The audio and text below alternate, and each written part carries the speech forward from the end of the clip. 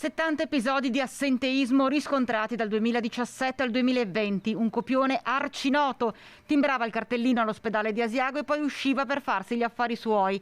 E il giudice per le indagini preliminari ha disposto per un medico del pronto soccorso del nosocomio dell'Alto Piano l'obbligo di dimora ad Asiago, la sospensione dal pubblico ufficio di medico e il sequestro di 6.700 euro.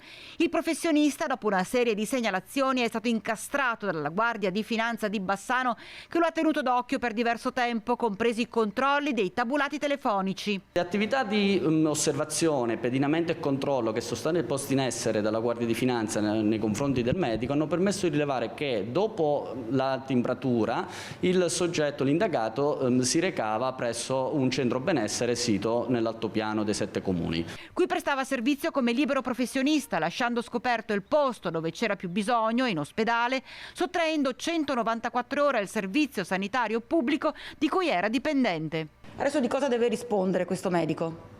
Di truffa aggravata ai danni dello Stato, il cui ente, in questo caso danneggiato, è l'US 7 Pedemontana.